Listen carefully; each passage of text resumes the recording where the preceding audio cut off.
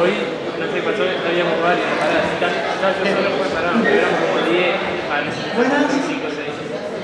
Bueno, vamos a terminar hoy la huella dinámica. Nos vamos a enfocar en un par de ejemplos más, vinculado a este par de pseudofuerzas, fuerzas complementarias, fuerzas ficticias, como le quieran llamar. Que recuerden que estamos en todo este lío como consecuencia del problema que genera un observador que está acelerado. ¿No? O sea, ese es el concepto detrás de tener que incluir en nuestros balances de fuerzas estas cosas inventadas, pero que son necesarias, que nos permiten compatibilizar el punto de vista de distintos observadores, unos acelerados y otros inerciales, para poder describir la física en ambos sistemas. Así que bueno, el gran resumen de lo que vimos en la clase pasada lo podemos de alguna forma presentar acá en la transparencia, en la cual aparecen dos fuerzas. Una es la centrífuga, la que aparece en el segundo término, y la otra es la fuerza de Coriolis que aparece en el primer término. ¿Cuándo tengo que incluir estas fuerzas? Cuando ustedes tienen un observador que está acelerado en movimiento circular. Un observador subido a un samba, subido a una calecita, que quiere de alguna manera describir lo que está aconteciendo desde su perspectiva. ¿Está claro?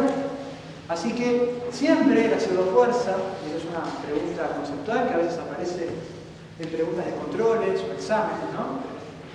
Un ejemplo muy sencillo, un observador parado en la plataforma, ¿tiene o no tiene que corregir las fuerzas incluyendo las pseudofuerzas?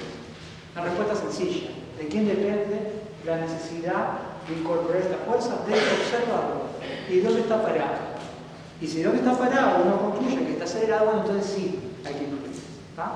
Así que simplemente un poco para resumir eso que está allí presentado, que nosotros tenemos la plataforma circular, que gira a cierta velocidad angular omega.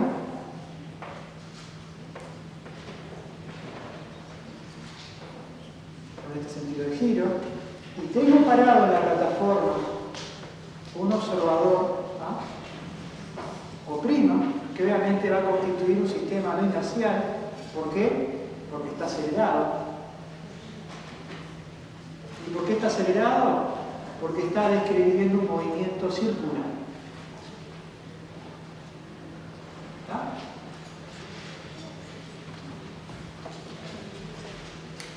¿Sí? O' está en un movimiento circular, entonces es un observador acelerado. ¿Qué hay que hacer? Vamos a nuestro resumen de fórmulas. Y como pueden ver acá,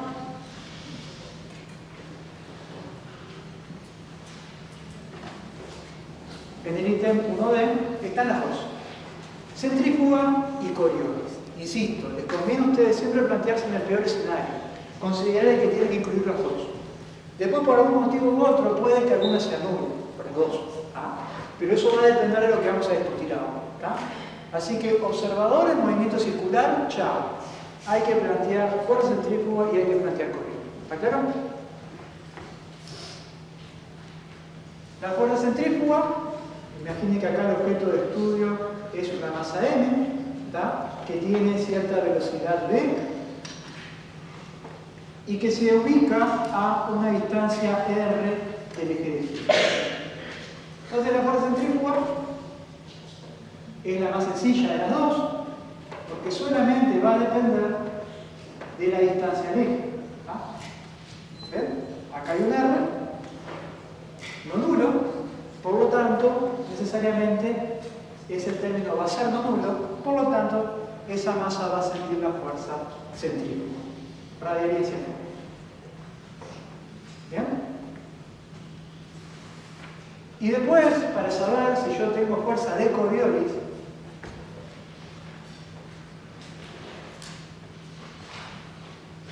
tengo que hacer una operación un poquito más sofisticada. Menos 2 veces m por el producto vectorial de la velocidad angular por la velocidad. Y acá me importa remarcar este punto. ¿Quién es B? B es la velocidad del objeto, en este caso la masa m, según el observador no inercial. Concretamente, en este ejemplo, es la velocidad que mide o prima. Yo me paro en el samba y veo pasar una abeja a velocidad de, y tengo que poner Coriolis. ¿Qué velocidad debo multiplicar por la velocidad angular? Bueno, la velocidad que yo estoy midiendo desde el marco de referencia en movimientos seguros. No es una velocidad vista desde afuera, no es la velocidad que mediría un observador pobre. Esta vez es la que mide o prima. Y esa es la que se incluye en la pseudofuerza. ¿Está claro? Profe, ¿la velocidad está para arriba o está horizontal? Está en cualquier dirección, simplemente para marcar quién es un esquema. Así que esta vez que está acá es esta, que es la que ve lo que estamos viendo recién. Okay. Y ese vector lo calcula con la ruta de la derecha. Exacto, hay que hacer la operación producto cruz para cada situación.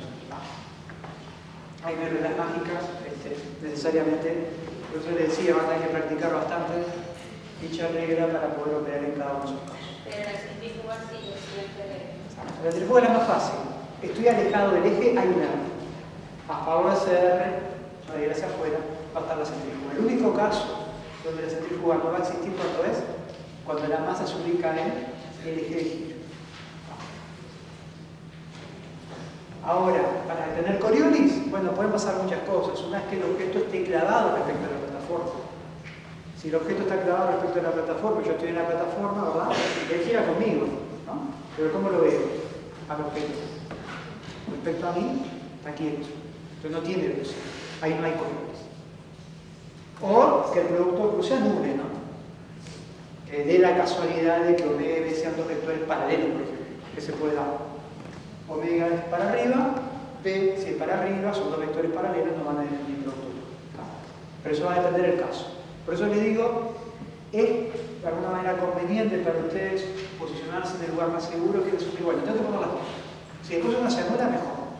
Porque el error más común que notamos en los controles es que se acuerdan de la centrífuga y se olvidan de lo que ¿está? Y eso obviamente es un problema. ¿Está claro eso? ¿Sí? La clase pasada, entonces, empezamos a ver ejemplos de eso. Primero explicamos cómo es que se originaba, o sea, no es ninguna fuerza de verdad, es simplemente una consecuencia de la inercia que tiene el cuerpo y de que los observadores es que se mueven. Vimos concretamente un par de casos, una pelotita describiendo una velocidad radial a través de una diametral, ¿verdad? Que está ahí dibujada en rojo. Bueno, ahí tenemos identificado B, teníamos identificado el vector angular omega.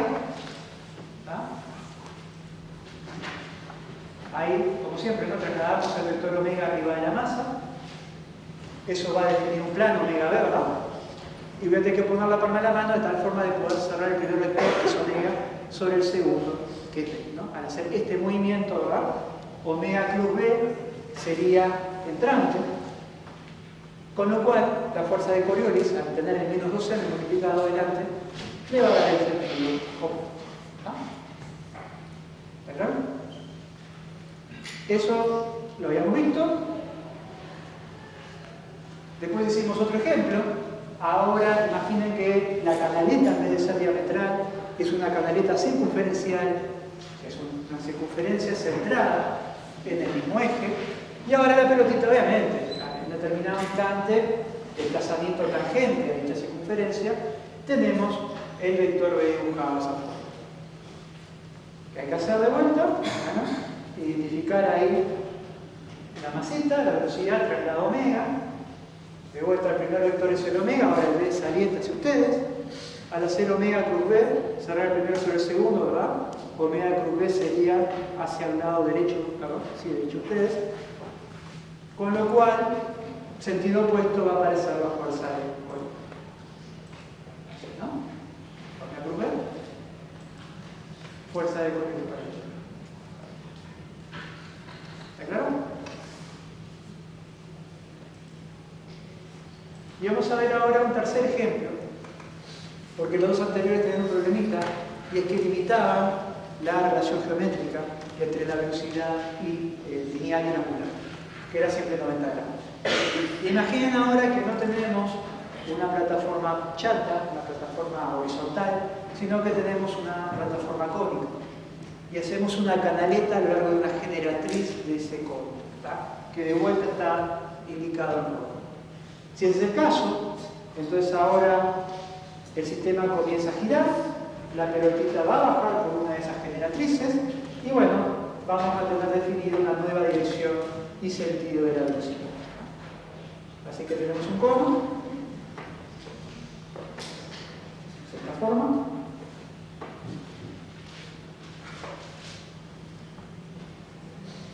Acá está la pelotita, ¿verdad? Esta va a bajar con cierta velocidad v, este es el ejemplo 3.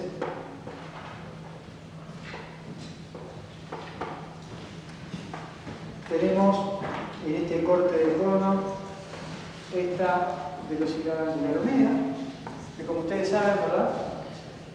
La podemos trasladar sobre la masa m, sobre el estudio. Todo esto siendo analizado por nuestro observador inercial, ¿verdad? El observador de Lima, que se está moviendo justamente con esa plataforma cónica a esa velocidad angular omega, constituyendo el sistema inercial. Entonces va a haber una fuerza centrífuga, eso está claro, siempre radial y hacia afuera, ¿sí? Y en lo que refiere a la fuerza de Coriolis, como decían acá los compañeros, hay que hacer el producto con 2N por omega. El primer paso, como siempre, es hacer este producto vectorial para según distancia dar vuelta a ese vector, ¿verdad? Para de alguna manera obtener el sentido de la fuerza de Coriolis. Y en el tercer paso hallar el módulo. Y ese módulo es el módulo del producto cruz, que es omega v por el seno de alfa, siendo alfa el ángulo que forman los dos. Eso es. ¿Está bien? De la forma en la cual hice ese dibujo, ¿verdad? B está en esta dirección, omega en la vertical, de vuelta, el primer vector es omega, el segundo vector es B. ¿Dónde tengo que poner la palma de la mano? Para ese triángulo de proyección. ¿Sí? Si este es omega y este es B, la única opción por cerrar el ángulo más chico es ponerlo detrás, ¿verdad? De la proyección, para poder cerrar omega sobre el otro. Porque si pongo de este lado, ¿verdad? Para ir de omega a B, voy a ir por el ángulo mayor. ¿Verdad? Así que para ir de omega a B, necesariamente tengo que poner la palma de la mano detrás del plano de proyección, con lo cual el vector sería detrás.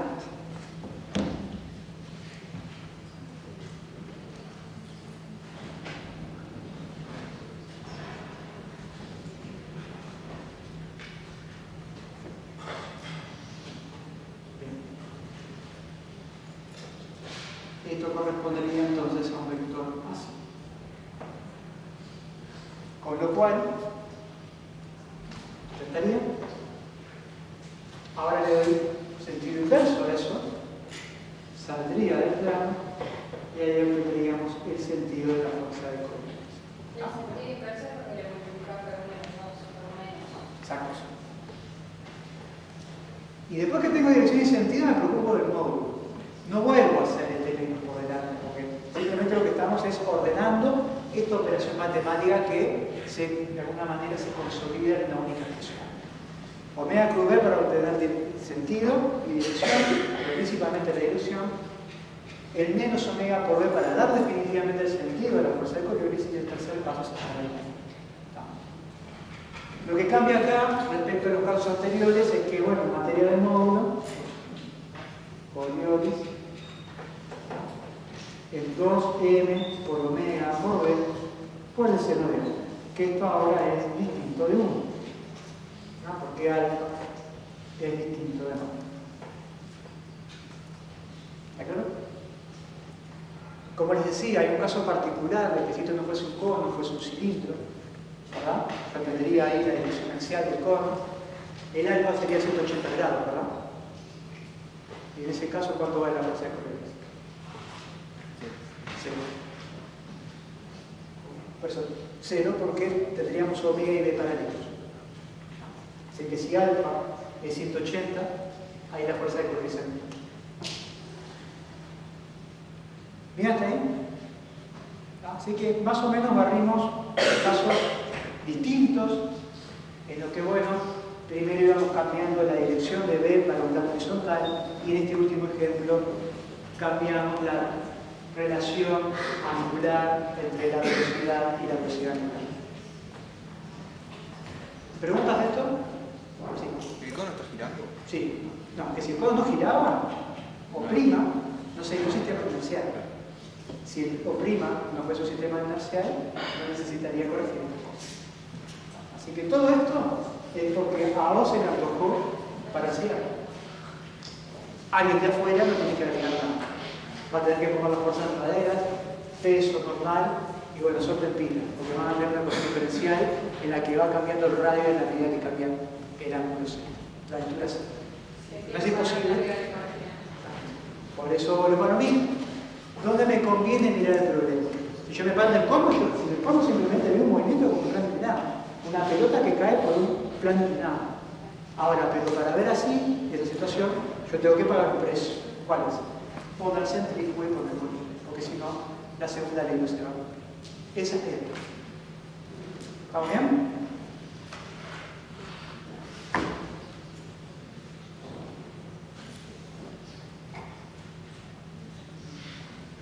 Bueno, después hay muchos ejemplos más, voy un poco más rápido en este punto. ¿Sí? Tenemos la situación que Coriolis está en muchos lados. Hay un montón de ejemplos que a mí no me gustan mucho, que son todos los militares, los francotiradores a la hora de alguna manera marcar un determinado objetivo, si la distancia es muy larga, tienen que corregir obviamente el movimiento del proyectil de una bala por Coriolis. Y cuento una historia muy interesante cuando fue la guerra de Malvinas. Y los ingleses, que siempre, bueno, en el último tiempo estuvieron acostumbrados a pelear del Ecuador hacia arriba.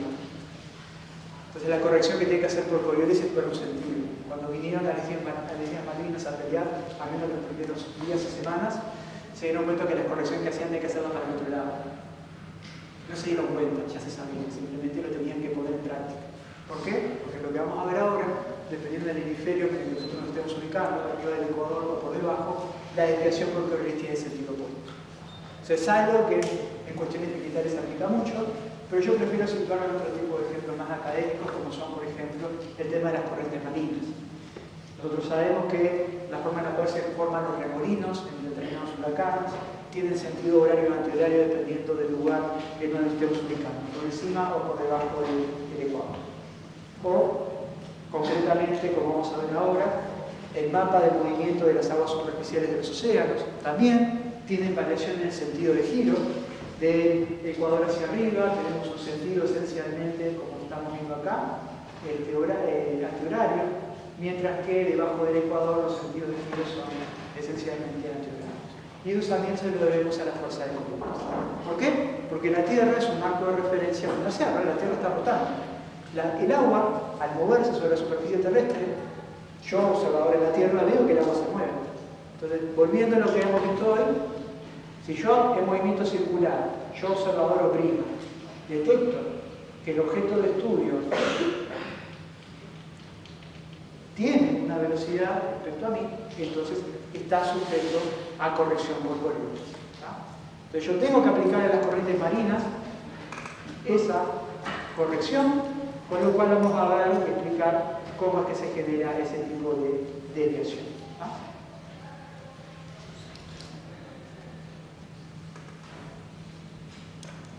Bueno, ¿por qué se origina, primero que nada, el movimiento de las corrientes de agua en la Tierra? Esto no es novedad, ¿verdad? Depende del época del año en la que estemos, y es la forma en la cual nosotros nos paramos más o menos frontal al Sol. El Ecuador, por lo general, siempre el Sol le da de frente. Nosotros cuando estamos en verano, nosotros nos ubicamos de forma más bien ortogonal a la proyección del Sol, por lo cual nos llegan más fotones por centímetro cuadrado por segundo, más energía. Eso hace que de repente la Tierra se caliente más. ¿No? Simplemente cambiando la orientación de la Tierra. Eso explica por qué nosotros ahora estamos en invierno, entrando en primavera, y del hemisferio norte, ¿verdad?, están entrando el otoño, saliendo del verano. Simplemente por un tema de inclinación de la Tierra. El tema es que a nivel ecuatorial el sol da más frontal, calienta más, el agua cuando se calienta no ocurre. ¿Qué le pasa al agua cuando se calienta? ¿Cómo?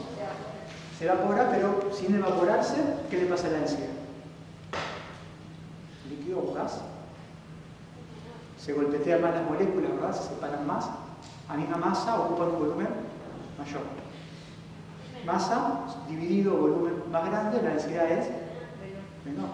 Entonces lo que ocurre es que el fluido caliente a menor densidad se empieza a mover. Concretamente del ecuador hacia arriba, hacia el polo, donde el agua es más fría, donde la densidad es mayor.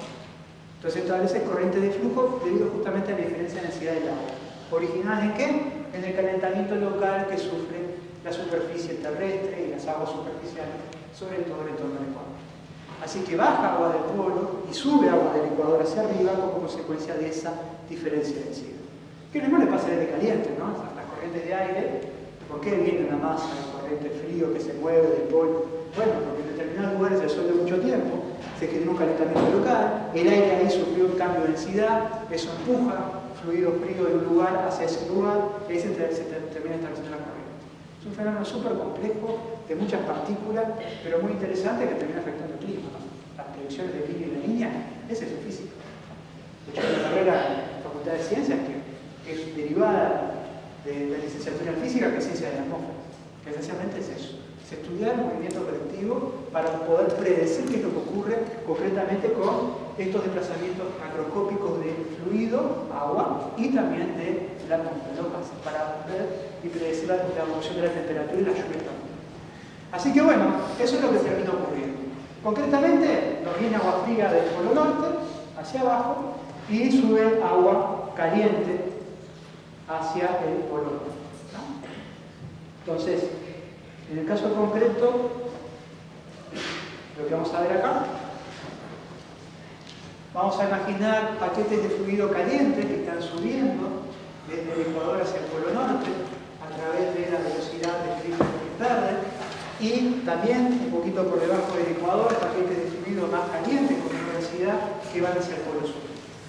Entonces ahora claro, nos estamos moviendo no en una plataforma circular, horizontal, no estamos moviendo arriba de un codo, no estamos moviendo arriba de una esfera. Nosotros, en la Tierra, somos un solo objeto inercial. Estamos con un omega, por lo tanto vamos a tener que incluir fuerza centrífuga y fuerza de Coriolis. Vamos a dejar la fuerza centrífuga por un momento por fuera de la discusión y nos vamos a centrar en este primer tramo. Las corrientes de fluido de agua superficial del océano que van del ecuador hacia el polo norte a través de esta flecha verde, que se ejemplifica de esta cosa en ese plano de proyección.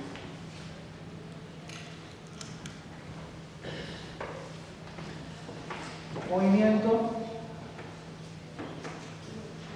de corrientes magnéticas.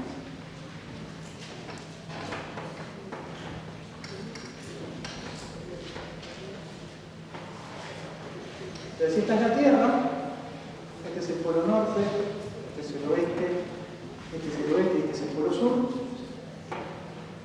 Y si acá simplemente dibujo la línea del ecuador, lo que estábamos diciendo recién es que, bueno, si vemos un meridiano,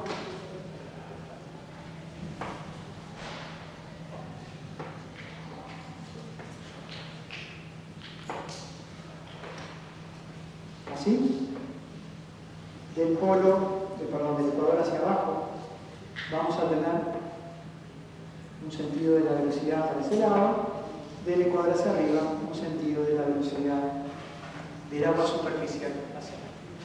Aclaro que es agua superficial porque cuanto más abajo nos va a depender mucho de la profundidad del océano, si es fondo rocoso, a qué distancia está. Lo que estamos hablando más libre y que no depende nada del contorno alrededor, son justamente las aguas superficiales.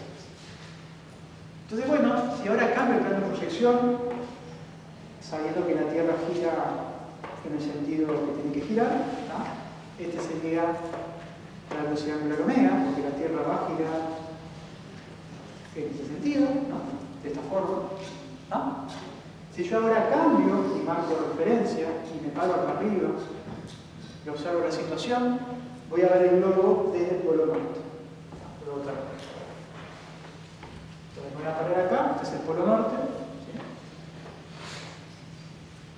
Ahí estoy viendo el meridiano, pero en este caso concreto lo voy a ver como una raya, ¿sí? ¿Verdad? El ecuador es lo que está acá circunferencial.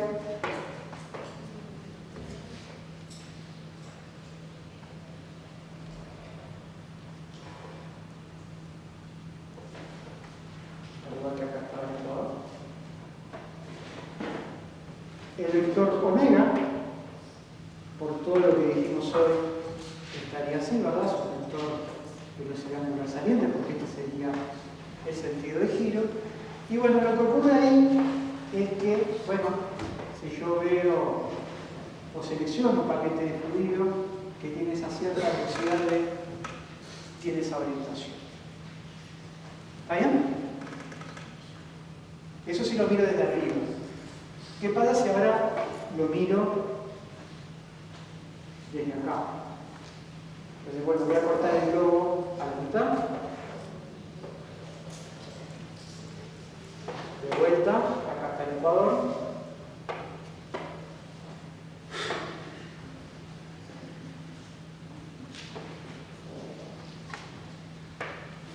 Por acá está el paquete de fluido.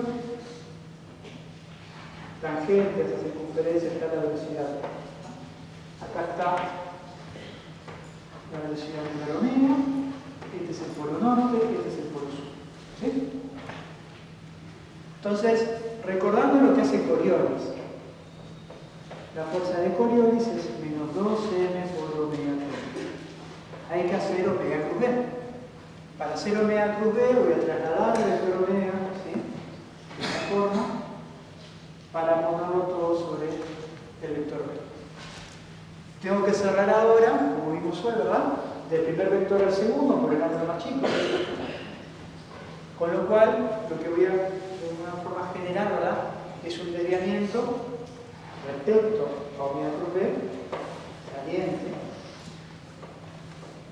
¿Sí? ¿Está bien? Este es el plano de proyección. Por lo tanto, la fuerza de Coriolis, ¿para dónde va?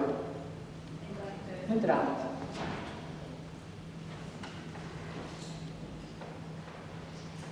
La fuerza de Coriolis. Igual en el caso donde está parada en el polo, ¿cómo lo está? En el polo, cuando justo llega ahí arriba, ahí desaparece. El tema es cuando está caminando, digamos, se está trasladando desde el ecuador hacia el polo. Tiene una componente hacia el polo, pero lo que aparece ahora es una fuerza que lo va a desviar hacia el polo. Volviendo a este plano de proyección, ¿verdad?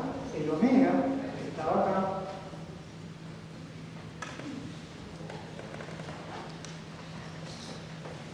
vimos que omega cruz B me daba un desplazamiento en este sentido, ¿no? Y la fuerza de Coriolis ahora es para el otro lado.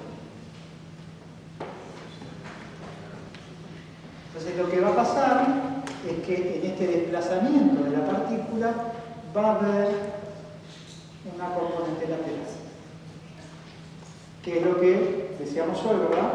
Van a aparecer determinadas corrientes que le agregan un determinado sentido de giro. Va hacia arriba, pero desplazamiento lateral. Sigue avanzando hacia arriba, desplazamiento lateral. La consecuencia neta de ese efecto es el sentido de esa corriente, como estamos viendo acá, ¿no? El polo, el ecuador hacia el polo norte, ¿verdad? Un desplazamiento en este sentido. Se hace lo mismo para el desplazamiento de los paquetes de fluido hacia abajo, van a encontrar que la fuerza de Coriolis también genera un desplazamiento hacia la derecha. Con lo cual, el sentido de giro es horario. Así que el sentido de las corrientes marinas se la debemos a Coriolis. Eso también hace ciertos desplazamientos de las corrientes superficiales, del aire, que generen determinadas cuestiones que hagan que, bueno, los viajes de ida a Europa duran determinada cantidad de tiempo y el viaje de vuelta menos. Que no es simplemente porque la Tierra gira para un lado o otro, sino porque las corrientes tienen un determinado sentido que favorece a los aviones. Ir a favor de esa velocidad a ir un poco más rápido. A veces también te lo más de giro. ¿De acuerdo hasta ahí? Este tipo de ejercicio lo van a encontrar en todos los asadores que se lo ocurran. Problemas de control. Un tirador apunta en dirección del polo norte.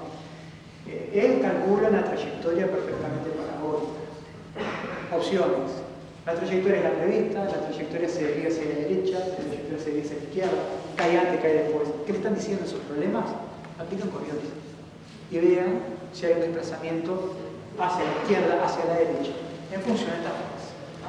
No de todos los sabores porque cambia la Tierra, a veces simplemente es una plataforma circular, a veces la persona está en el Ecuador, a veces la persona está en el Polo Sur, a veces en el Polo Norte. Pero esa sería identificar a ver, identificar omega y calcular la fuerza de Coriolis para cada caso. Sí. Me cuesta ver después cuando se desplaza, no sé cómo algo. Sería, si hacemos un dibujo, si se quiere, minuto a minuto, capaz que en base a ese dibujo del globo, voy a imaginar que la trayectoria original sería así, ¿no? Por el polo, ¿no? Del Ecuador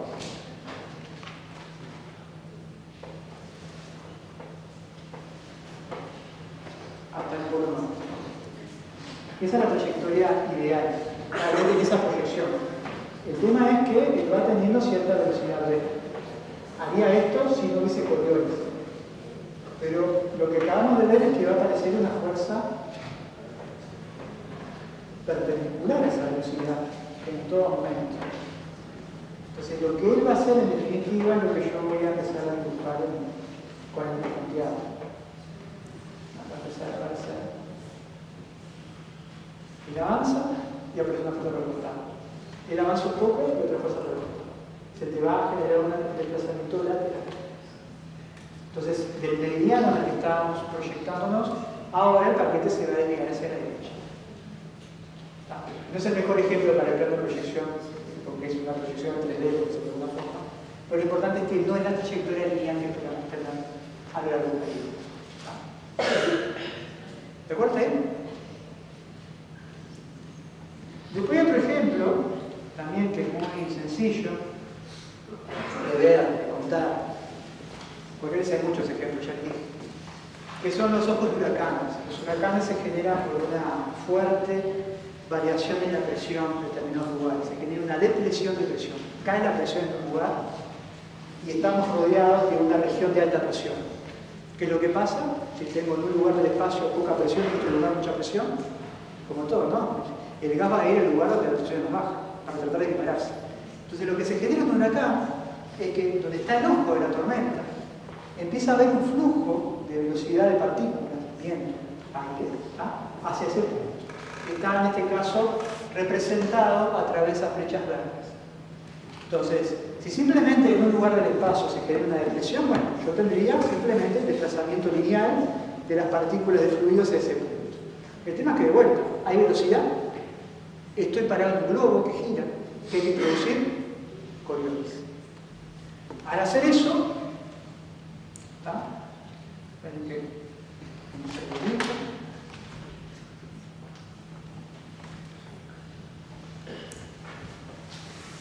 Como veíamos recién, imaginen que tengo el globo, tengo el Ecuador, tengo la velocidad angular omega de la Tierra y tengo hacia el ojo de la tormenta estos vectores.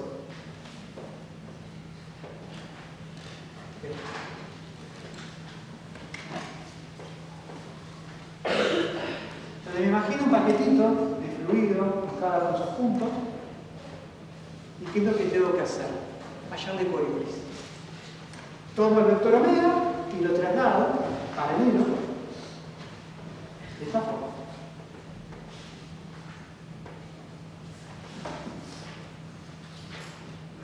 ¿De acuerdo? Los B van hacia el punto, hacia el ojo de la tormenta. Y los omegas son paralelos al eje de giro de la Tierra. Entonces, ¿qué es lo que tengo que hacer? Omega cruz B en cada punto.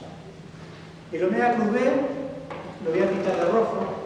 Yo, para no complicar el dibujo, voy a hacer así una flechita en rojo, omega cruz B, y la fuerza de Coriolis la voy a dibujar en azul. Que obviamente tiene sentido opuesto, ¿no?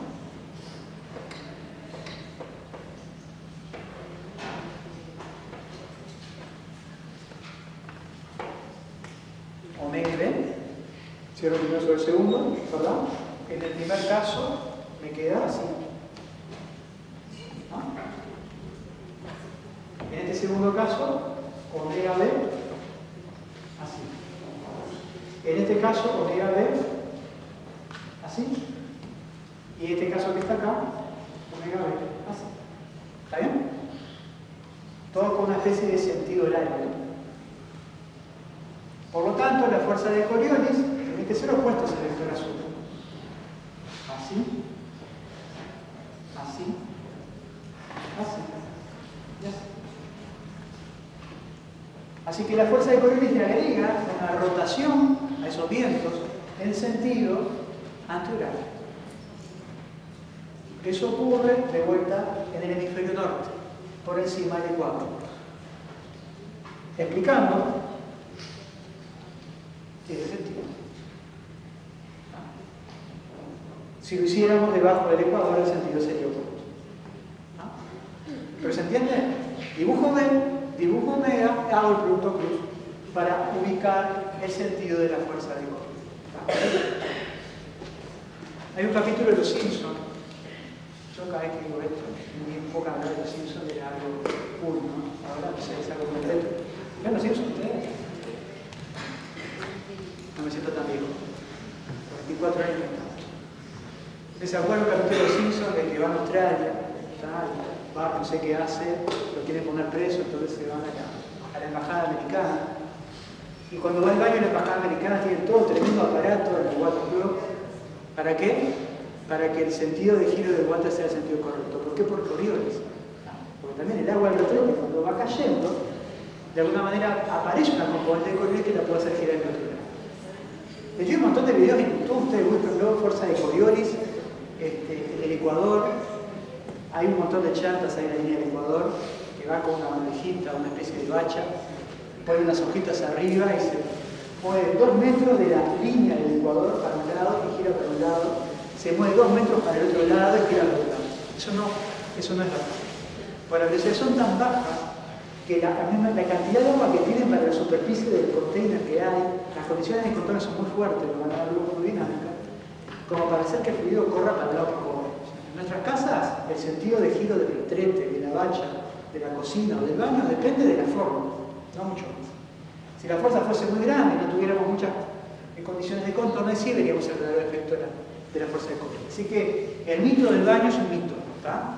Pero hay un sitio web muy recomendable, Verisatium, que está en internet, del cual he sacado muchos videos, y vamos a dar muchos más, en el cual hicieron ese experimento de verdad. ¿Está? Tenemos ahí un investigador que está en Estados Unidos y el otro que está en Australia. Quisieron llenar una piscina con una buena altura, medio metro, para evitar justamente las condiciones de control. Más altura además para tener una buena presión de líquido, para que el descargue del agua de la piscina sea una buena velocidad. Está ya del introductorio, ¿verdad? El tema del agua del retrete y el sentido de giro que está más elevado.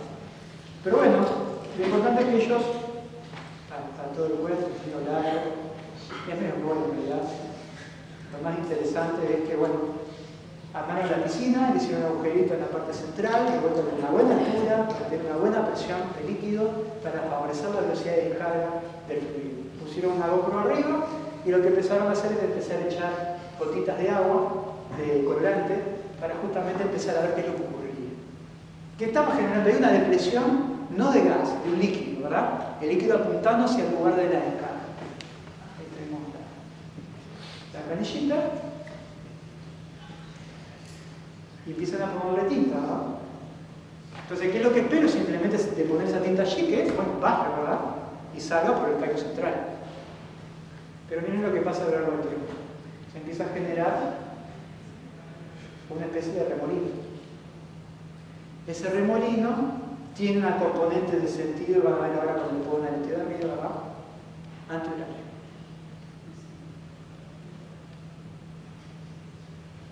Si ustedes hacen lo mismo del otro hemisferio, van a ver que el sentido de giro va a ser horario.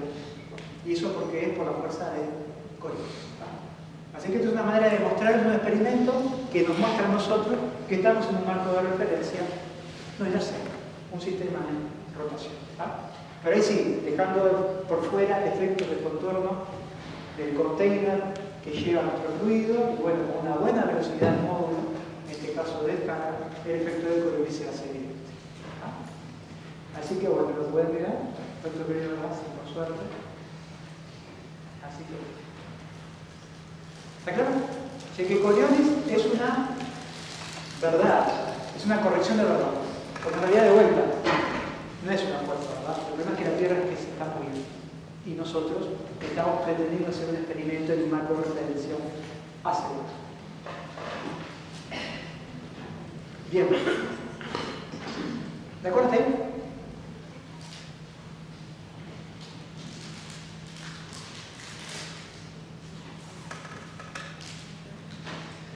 Bueno, dicho esto, estamos entonces en condiciones de terminar oficialmente con el tema, dinámica. Habiendo visto lo de la importancia de definir las leyes de Newton, sobre todo la primera ley, recuerden que fue un poco lo que originó toda esta otra discusión, de poder categorizar nuestros marcos de referencia inerciales, donde se cumple la ley de Newton. Vimos que era complejo definir una fuerza, simplemente la clasificamos. Planteamos de forma sistemática y ordenada los problemas de dinámica a través del diagrama de cuerpo libre que estuvimos trabajando en los talleres. Y después vimos qué necesidad era aquella de poder corregir aquellos marcos de referencia que no eran inerciales. Vimos entonces la necesidad de incluir las pseudofuerzas, fuerzas ficticias o fuerzas complementarias, que nos van a simplificar la vida aunque no para. Concretamente, y tomamos un tiempo más que suficiente, discutimos el ejemplo de la pseudofuerza y el marco de referencia inercial, porque bueno, el momento circular, ya se lo dije una vez, se lo voy a repetir 1000 veces y no me voy a cansar, es el movimiento más complejo, es el que más problemas nos trae. Es por eso que siempre hacemos un apartado para hablar del movimiento circular. Así que con esto terminaríamos dinámica, sin duda. Y vamos ahora sí a avanzar hacia la siguiente bolilla que es la siguiente.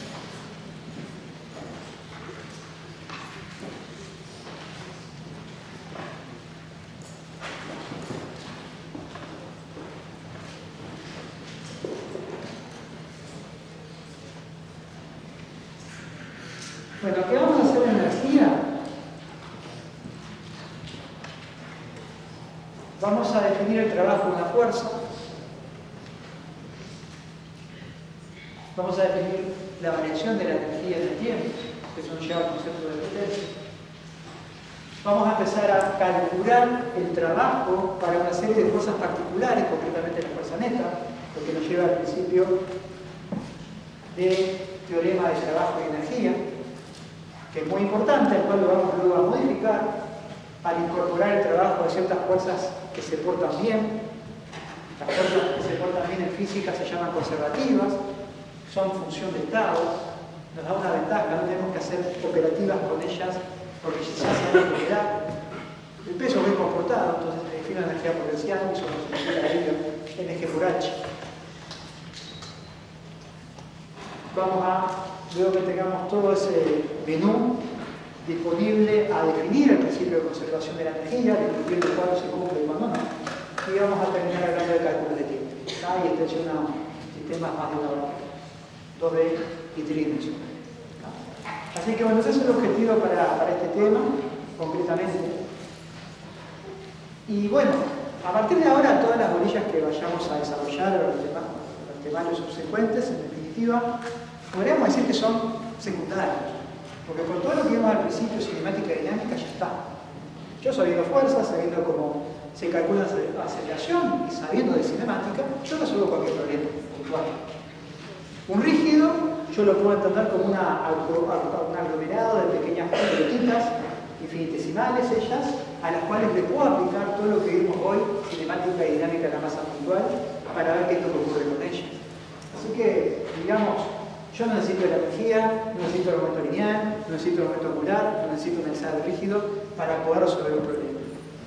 Pero claramente la dificultad matemática del abordaje de lo mismo va a depender fuertemente de la complejidad que este tenga.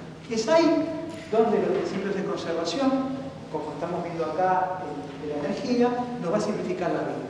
Porque no voy a necesitar obtener una ecuación de movimiento para decir lo que ocurre con un objeto. Si yo simplemente quiero saber con qué velocidad cae una masa de este punto al piso, no tengo que resolver una ecuación diferencial. Voy a plantear un balance de energía. Me voy a olvidar del camino. Me voy a focalizar en el instante inicial y el final.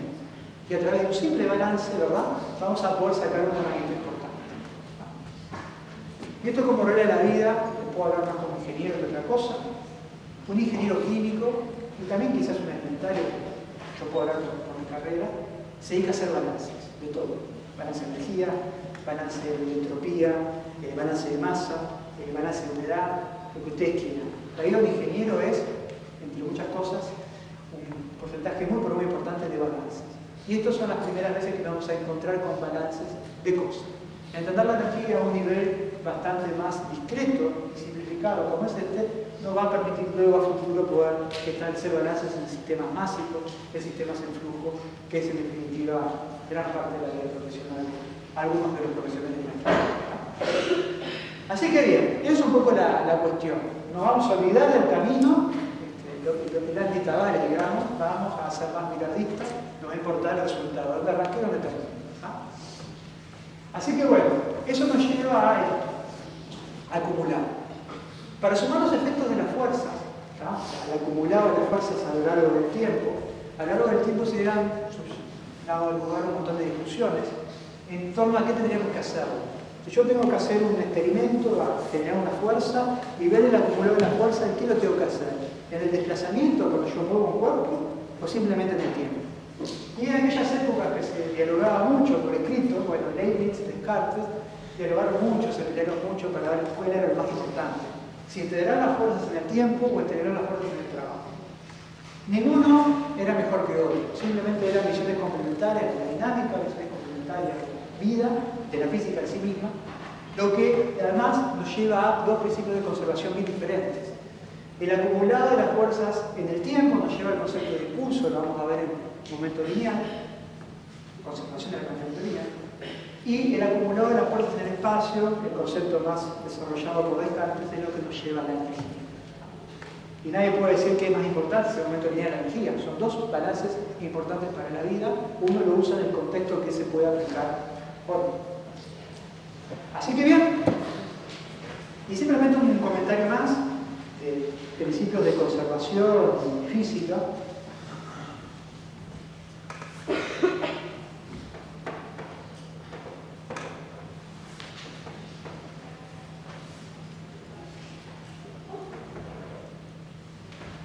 Hay tantos principios de conservación en la física como simetrías presentes en la materia. Si yo hago un experimento en un determinado lugar del espacio, por ejemplo, pongo girar un péndulo, el entorno no cambia, me muevo un metro, me desplazo un metro, este R vector, ese desplazamiento que yo hago, y pongo el péndulo oscilar, el péndulo su entorno no cambió, la fuerza es la peso, no apareció una nueva fuerza, el experimento va a dar lo mismo. Se dice en esos casos que hay una invariancia transracional. Cuando esto ocurre, lo que aparece es el principio de conservación del momento lineal.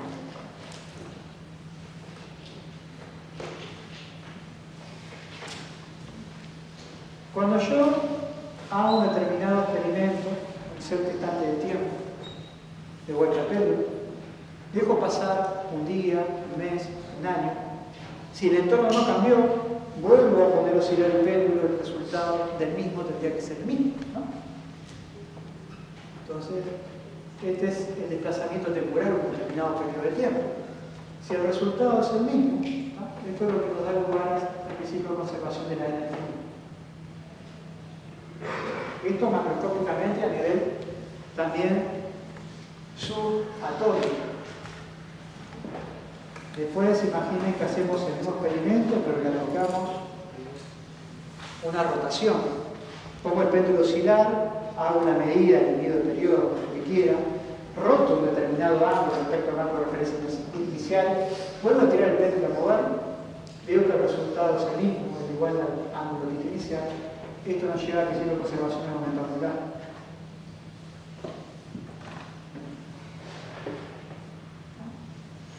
La conservación de la carga es un principio de conservación atribuible a la conservación de lo que se conoce como la fase cuántica. Tenemos que trabajar con la función de onda de las partículas que pretendemos elucidar, y bueno, debido a que se conserva la fase de una función de onda, aparece el principio de conservación de la carga.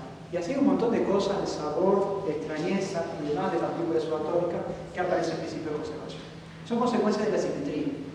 En los cristales, en la materia cuando se ordena, de forma muy ordenada, aparecen otros principios de conservación parecidos a esto, como consecuencia de que la materia se repite con un determinado patrón.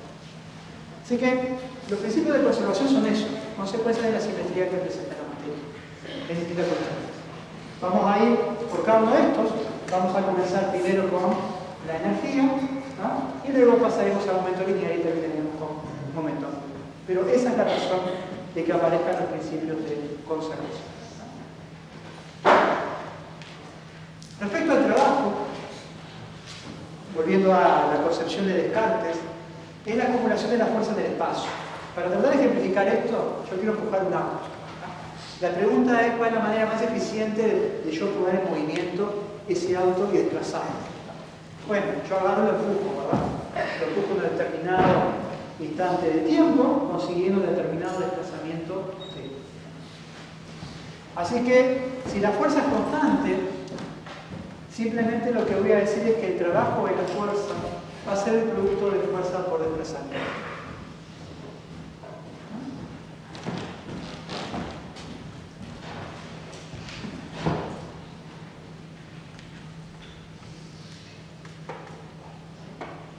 ¿Lo ven?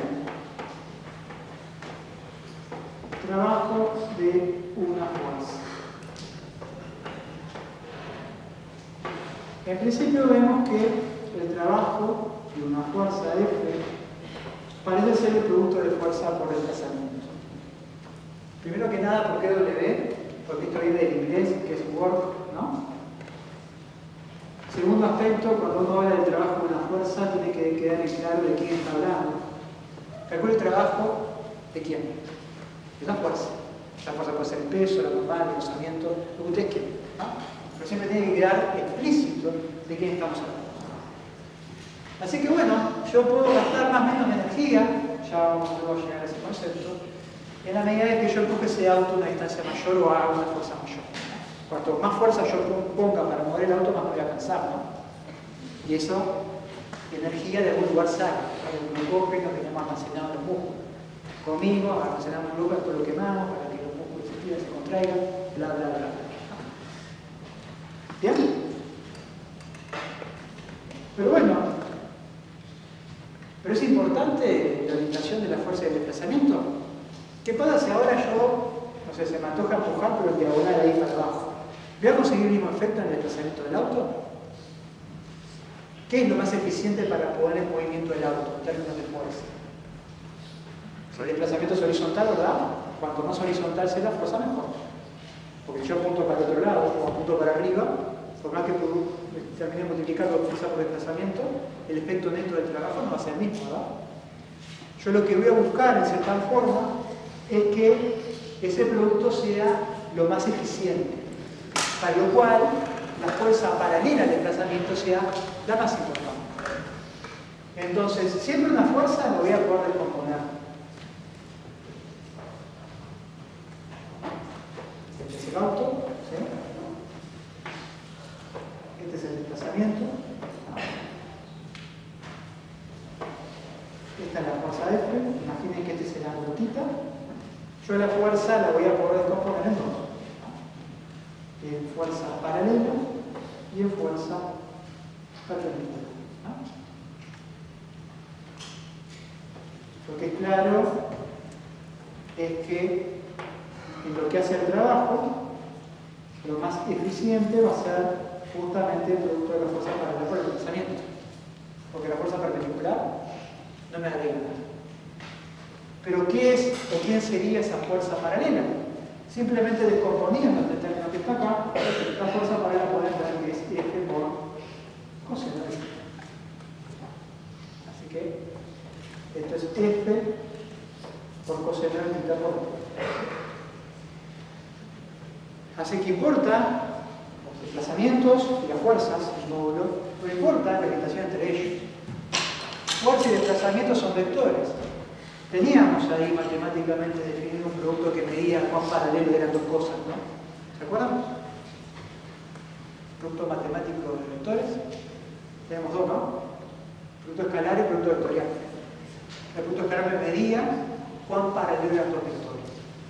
Entonces, esto que está acá, capaz que mejor si lo definimos de esta forma, como el producto de fuerza punto. Recuerda que esto era producto de módulos multiplicado por el coseno de la fuerza de módulos. Así que una forma elegante, compacta, linda, coherente con la bibliografía, es utilizar el producto opuesto. Recordando eso, además, ¿no? Que esto que está acá, que se devuelve como consecuencia de esa operación, es un número. Esto es una magnitud escalar. Y esto es un producto escalar.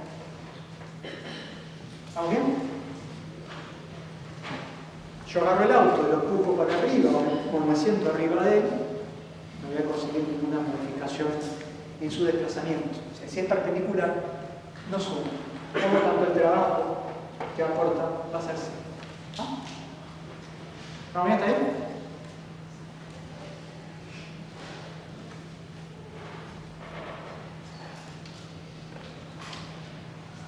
Bien. Así que bueno, en términos geométricos, sí es claro que la fuerza paralela y el desplazamiento se puede graficar de esa forma. Como es un producto, es obviamente definitario bajo la fórmula. La pregunta que surge ahora es, bueno, ¿qué es lo que pasa si, bueno, nos gana la vida, ¿no? Empiezo a empujar el auto, empiezo a cansar, empieza a bajar la fuerza, ¿verdad? Empieza a decaer, me tomo unos minutos, descanso, respiro, tomo el aliento y vuelvo a empujar. ¿Cuánto vale el trabajo ahí? Porque la fuerza que pasó, cambió. Y yo aprendí a calcular el trabajo como un producto de fuerza por desplazamiento. ¿Qué hacemos en física cuando tenemos cosas que cambian? De esa forma. Lo simplificamos, ¿no? Tratamos de estudiar el sistema en pedazos más chiquitos donde las cosas que yo maneje son más o menos constantes. Si yo achico el intervalo de medida de desplazamiento, yo me puedo asegurar que cada uno de esos intervalos puede ser más o menos constante. Empiezo a trabajar con desplazamientos infinitesimales. Tengo la evolución de la fuerza paralela versus el desplazamiento, como estamos viendo allí, de esta forma. Entonces lo que hago, como les decía yo, particiono el sistema en pequeños desplazamientos. Así, así, así, así. Porque para cada fuerza, digamos, le corresponde un pequeño desplazamiento. El que aparece acá, voy a dibujar en la orbital uno de ellos.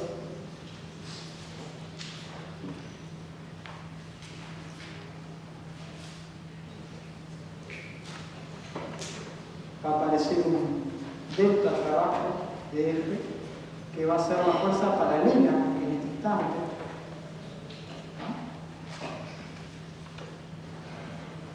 Multiplicado por este desplazamiento. ¿Bien? Y ese desplazamiento se puede hacer tan chico como yo quiero, ¿no? Con lo cual, esto se convierte en que la derivada del trabajo de la fuerza es igual a la fuerza paralela multiplicado por el diferencial de desplazamiento. Llamémosle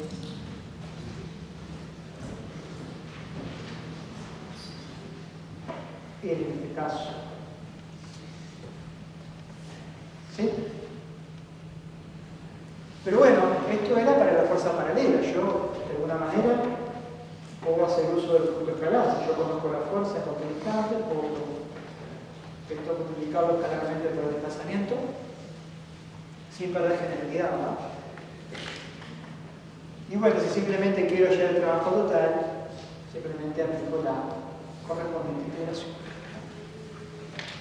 Y eso nos lleva a nosotros a la definición más completa para el trabajo de una fuerza F, que es la integral de la fuerza multiplicado por el desplazamiento.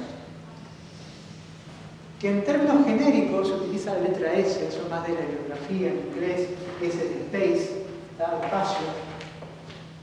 Ese space puede ser desplazamiento del eje X, Y, Z, lo que te quiera. Después se utilizó un eje para hablar de ese desplazamiento libre.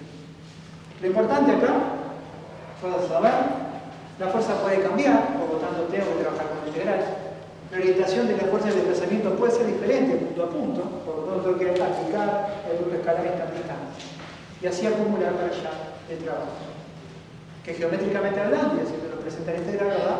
Es el área bajo la curva de la fuerza paralela versus desplazamiento. ¿Está bien?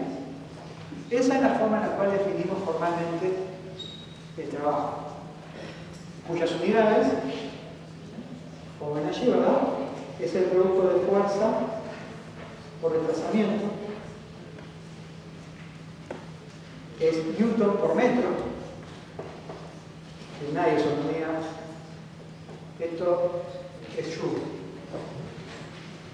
que después se podrá convertir en calorías, litro-atmósferas,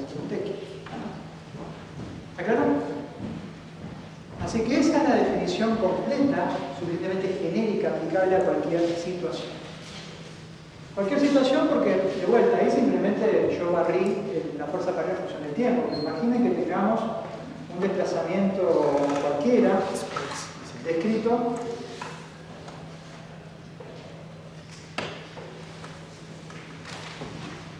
por esa trayectoria.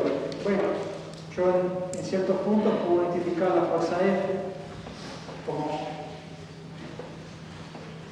la fuerza que se aplica en cada instante, que puede cambiar de módulo, de sentido, de cuestión. El desplazamiento, medido por el ds, es el de space, lo puedo obtener teniendo la tangente de circunferencia en cada punto.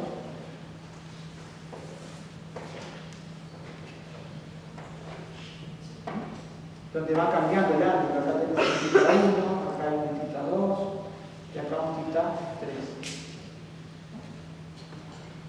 Entonces, si arranco en el estado inicial y termino en el estado final, bueno, yo tengo que hacer integrar la expresión, ¿no? Ir evaluando f por ds punto a punto, sumando todo el camino para obtener la expresión de trabajo. ¿Está claro? Bien.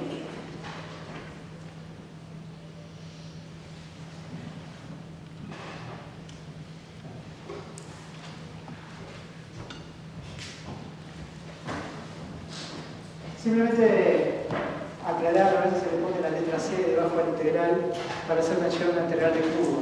No estamos integrando a lo largo de un camino. Las integrales, como vamos a ver, se pueden hacer en superficie y en volumen, para lo cual tiene que definir una superficie de integración y un volumen de integración. La C simplemente es curvilínea, nos damos cuenta que estamos integrando a lo largo de un camino, una circunferencia, una línea, lo que ustedes quieran, ¿no? Estamos estableciendo la geometría de la variable de integración. Muy bien, así que esa es la definición de la función trabajo. Para ver cómo funciona eso, vamos a ver un ejemplo concreto, que es este que está acá, que sería una especie de tren, el tren de UPM, que tiene una trayectoria, digamos, casi circular completa, a 3/4, que se mueve de esa forma en presencia de un viento que tiene dirección oeste-este. Entonces la pregunta es, bueno, para el camino, iniciándose en el punto acá y terminando en el punto final, bueno, ¿cuánto sería el trabajo de esa fuerza? ¿Ah? Así que vamos a ver ese ejemplo.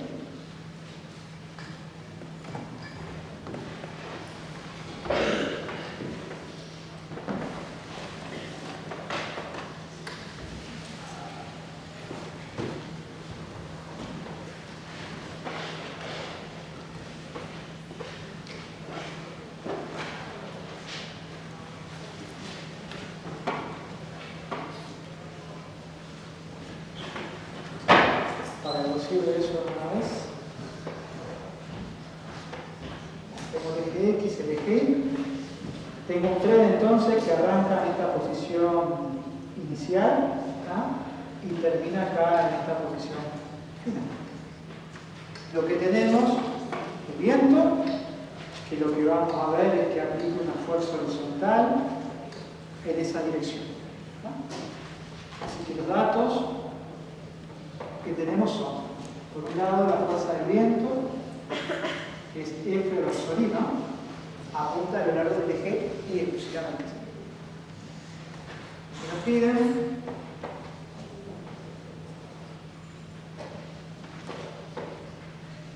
cuánto es el trabajo de esta fuerza de fuerza. Siempre cuando nos pasa esta situación, sabemos que puede cambiar eje, puede cambiar el desplazamiento, puede cambiar los módulos, puede cambiar los ángulos. Entonces, que para la situación más genérica de todas. Eso implica tratar de evitar el instante inicial y el instante final. Como a mí me importa luego saber que arranca aquí y termina acá, eso me va a significar a mí, en las condiciones de contorno o en la aplicación de barro de integral, definir, bueno, cuál es mi instante inicial y cuál es mi instante final.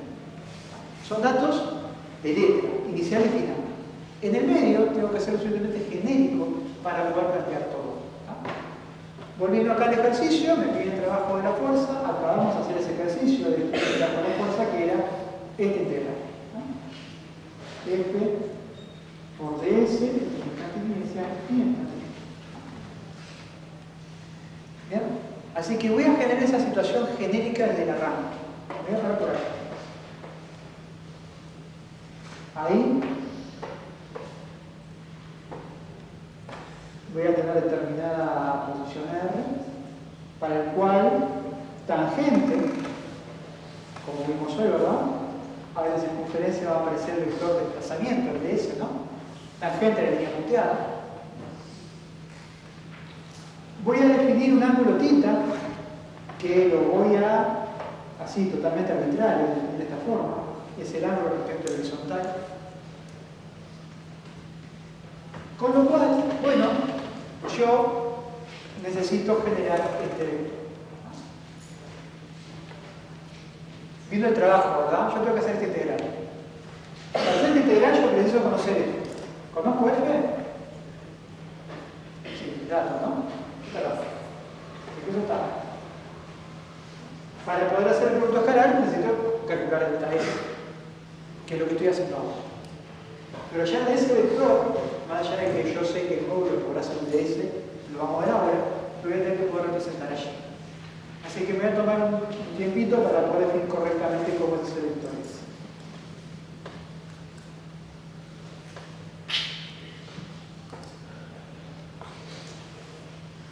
Bueno, para eso vamos a definir todas estas direcciones.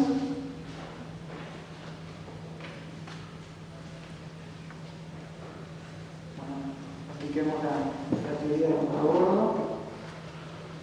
Quedó feo ahí. Si este es el ángulo θ a la base, este ángulo también es θ, ¿verdad? Por complementario, este ángulo que está acá es 90 menos θ, ¿sí? Porque esto es 90.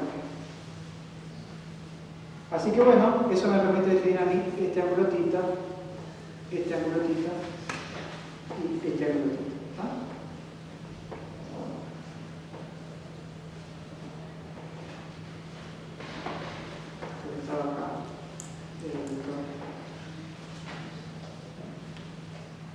Para limpiar un poquito el dibujo y no me maten,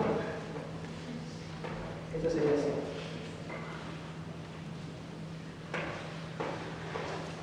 Acá vamos a decir que esto es θ, esto es θ, esto es θ, esto es θ.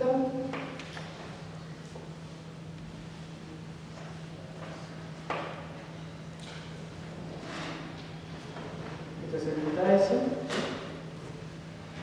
Con lo cual, ese delta S lo voy a poder recomponer en dos, ¿no? En un ds x y un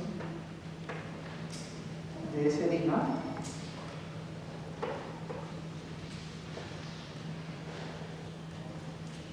¿Bien? Con el cual, bueno, el dsx sería respecto a θ, es el cateto opuesto a ese triángulo rectángulo, ¿no? sería ds por seno de θ. Y el ds ni es el cateto que está tocando el ángulo θ, o sea, es el cateto adyacente, va con coseno. ¿Está bien? Con lo cual el vector de S de forma genérica sería así, sería seno de θ por ds versor i más coseno de θ por ds versor j, ¿no? O sea, el versor de mi g. ¿Bien? ¿Por qué lo estoy escribiendo así? Porque recuerden que lo que tenemos que hacer ahora, acto seguido, luego de escribir el ds, es hacer el producto escalar. ¿Se acuerdan que en términos analíticos el producto escalar que componente a componente, ¿no? X con X y con Y. Así que este es F.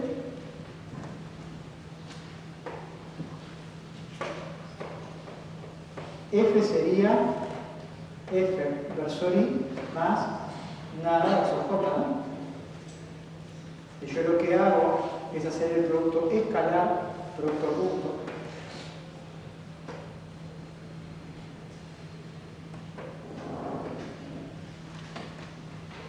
¿Cuánto da esto? Sería este con este, ¿no? Más este con este. O sea que solamente va a sobrevivir ¿quién? El componente en X. Me queda F por seno de θ por X. ¿Bien?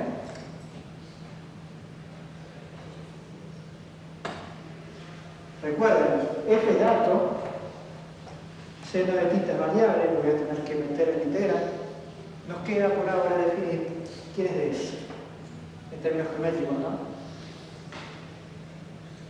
¿De acuerdo hasta acá? ¿Preguntas? Bueno, de S en términos de módulo es el desplazamiento medible, digamos, para un infinitesimal. Pero claro, nosotros tenemos una especie de circunferencia. La pregunta es, bueno, ¿esa circunferencia? ¿Cuánto vale el perímetro de esa circunferencia?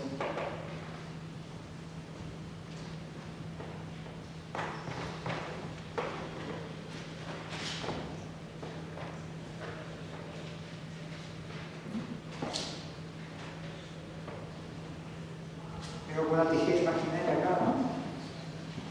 Corto, estiro, ¿cuánto mide eso? 2 pi por el radio, ¿no?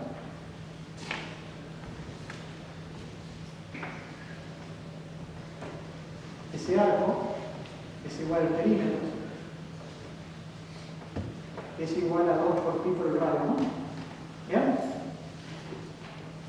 Entendí por qué tiene que ver la circunferencia. Yo voy a medir qué es el ds. El ds sería un pedacito infinitesimal de la circunferencia.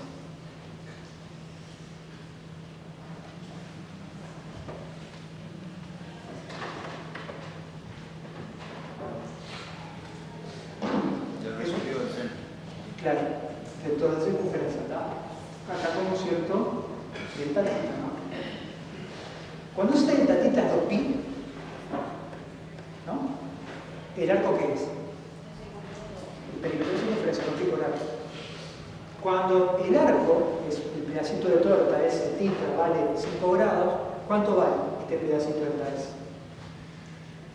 Ahí podemos hacerlo de dos formas distintas. Yo puedo decir que cuando el arco va un ángulo de 2pi, es 360 grados, eso vale 2pi por arco, ¿no?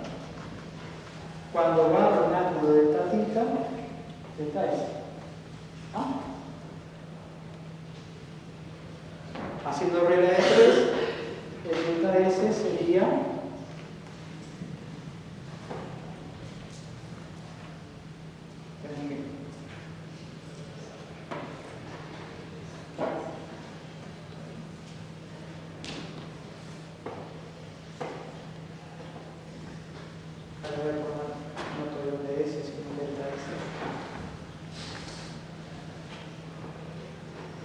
el arco de circunferencia circunferencia siempre se calcula como el ángulo por el radio. El ángulo radiante, ¿no? Esto es lo que da la regla 3. Y el ángulo θ es el mismo del seno. Claro, esa que te vamos a ver ahora, que lo vamos a hacer tan chiquitito como nosotros querramos para ese detalle se convertir en diferenciales, para un diferencial distinto. Regla de 3 eso simplemente está productorio, ¿verdad? Cuando el arco arriba es 2pi, el arco es la circunferencia, no sé por aquí. Así que es el producto de ángulo por radio lo que me permite a mí medir una cocircunferencia. Si este delta tita yo todavía lo achico aún más, que tiene un diferencial tita angular, esto a mí me permite obtener un diferencial tita. ¿No? Pensar en la analogía, diferencial tita por A es igual a diferencial. Paso los delta a diferencial. ¿Por qué? Porque de esa forma ahora, en la expresión de diferencial trabajo, que era F punto de S, ¿sí? Me queda entonces F por seno de tita por el diferencial que dice que acabamos de ver, que esto es delta tita por aquí. Entonces todas las variables de integración ahora van a una sola. A mí lo único que me importa es ver cómo cambia tita, porque la circunferencia obviamente tiene radio constante y además es el adapto. Por lo tanto, reordenando esta expresión, me queda que el diferencial trabajo es igual a F por R por seno de tita en D, que es lo que hay que integrar. ¿Para qué? Para poder hallar el trabajo de la fuerza. ¿Estamos bien? Si yo me hacía este paso, acá me quedaba de S, ¿y de S qué es? Yo lo tengo que atar siempre las variables a un parámetro geométrico de mi sistema. Si no, no puedo volver a no saber cómo se varía o cómo varía. ¿Ah? ¿Sí? Entonces ahora tengo todo bien definido. Lo que me falta, como lo integral, es definir quién es el inicial y quién es el final. Y como siempre en matemática, el borde inicial y el borde final, es integral de quién va a depender. ¿De qué estoy integrando? En tita. Así que tengo que ver mi situación para saber cuál sería el tita inicial y cuál sería el tita final. Para eso, simplemente recordar lo de la letra.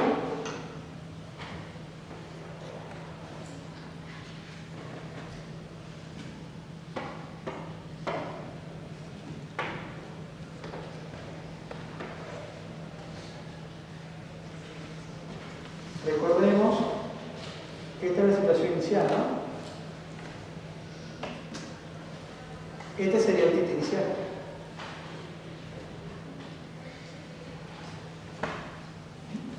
Porque recuerden que el ángulo tita se puede definirlo así, lo voy a definir de otra forma, ¿está? Es cero cuando el sistema está en la zona oeste, por así, bueno, positivo hacia arriba y negativo hacia abajo, ¿no? O sea que desde el punto de vista de cómo yo definí tita, el tita inicial ¿cuánto vale? 90 grados, ¿no? Pero en sentido negativo, hacia abajo. Recuerdo que en matemática nunca se integra con números grados, ¿verdad? Esto es menos 90, es decir, menos pi sobre 2. Ese es el tita inicial. Y el tita final, la posición final es acá, ¿no? Medido el tita respecto a esto, ¿cuánto va a medir el tita? 180. ¿Qué signo? Positivo. Medio variables. Con lo cual, bueno, esto sería la integral entre menos pi sobre 2 y la posición final entre pi. Y tengo todo para saber el lado. Y el radio constante. Entonces ahora sí voy a lo que se llama ya es entrar a la parte operativa. Para todo ese trayecto, la letra me dice que bueno, el viento sopla constante hacia la derecha. Por lo tanto, nada, esto va a apuntar siempre en aquella dirección como módulo constante, no hay nada que diga que esto cambie, así que esto, chao, que va para afuera. Luego la trayectoria circular, o sea que el radio de la circunferencia que describe el tren es siempre el mismo, por lo tanto, chao, esto se va para afuera. Por lo tanto, esa expresión que era muy fea, sigue siendo fea, pero menos fea, ¿no?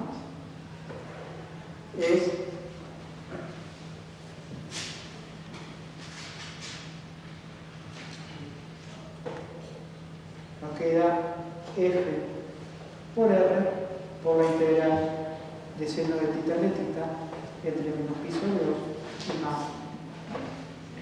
La primitiva de seno de tita, ¿cuánto es? Menos coseno, ¿no?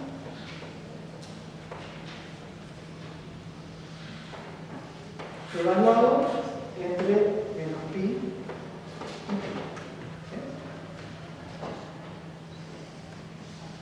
Así que bien, me queda F por R por menos coseno de pi más, ¿no? Porque menos por menos es más, coseno de menos pi sobre 2. ¿Cuánto era el coseno de pi sobre 2? Sí. Así que este segundo término se anula, ¿no? Y menos coseno de pi, ¿qué es? 1, ¿no? Porque coseno de 180 es menos 1 por menos.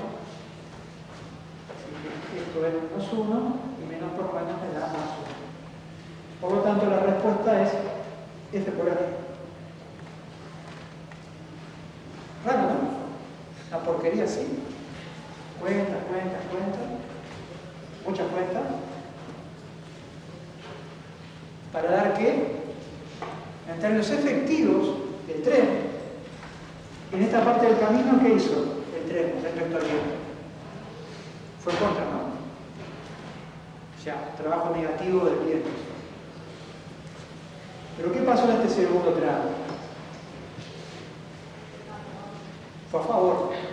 Esto es una porquería, pero es algo. Pero es, por simetría, opuesto a este problema. Así que en términos netos de acá hasta acá, ¿qué pasó en términos de trabajo? Es cero. ¿Cuál es lo único importante en términos netos del trabajo del viento de ese proceso? De acá, acá. Está, pero ahí la curva, la fuerza es horizontal, pero el desplazamiento es tangencial y bla. Volvamos al principio. El trabajo me mide cuán paralelo es la fuerza respecto al desplazamiento. O tomo la fuerza como referencia y mido las componentes del desplazamiento paralelo de la misma, o tomo el desplazamiento fijo y mido la fuerza proyectada a ese desplazamiento. Hagamos este ejercicio. El desplazamiento ¿cuánto vale? R, ¿no? La fuerza, ¿cómo era en todo este proceso? Constante. F por R. Lo que está. Yo tenía una trayectoria logarítmica, pero en términos de la fuerza del eje, ¿cómo se proyecta esa curva o ese cuarto de torta en ese pedazo de circunferencia? En la radial. Entonces, bueno, no hay por qué saberlo. Insisto, si lo saben, lo quieren usar, buenísimo. Nosotros no tenemos en cuenta el procedimiento. Si lo que está bien, está bien. Sepan que esta expresión, que es un poco el objetivo de este ejercicio, es mostrarles que es lo suficientemente genérica y amplia, ¿no?, para poder aplicar a cualquier situación. Si el sistema se simplifica por la vía de los hechos, mejor. Pero lo mismo que hablábamos al principio con la parte dinámica, o mismo con la parte de fuerzas. Siempre hay que pararse en el primer escenario. Tratar de utilizar la definición lo más ampliamente, digamos, justificable, para luego, bueno, si se simplifica, no tengo que integrar, no tengo que hacer el producto escalar porque son paralelos, mejor. Pero siempre vayamos a la definición genérica, que es la que nos va a asegurar el éxito de forma más segura. ¿Ah? ¿Preguntas de esto? El DSS no es lo mismo que hacíamos en matemática, ¿no? ¿No vale lo mismo? Depende de la estrategia. El DS es un DX, el eje cartesiano, es un R de tilde alineado por el lado cilíndrica, es 4R seno tilde de phi por el lado. Claro, pero yo digo que inclusive ese lo tengo que convertir a un tetita por ser una tita. Hay que definirlo para cada caso, dependiendo de la trayectoria que vos. Una cosa, la trayectoria libre, otra cosa es hay que verlo caso a caso. Siempre va a ser perpendicular al R. Claro, en el momento circular sí. En el circuito no circular no. Si vos te pones una línea de cargo de X, de S de X. Porque vos traes una tangente a esa línea y está en la línea. Es una tangente. Es tangente a la trayectoria. Vamos a un ejemplo circular. La tangente de la circular es perpendicular a la solamente por la trayectoria. Depende de la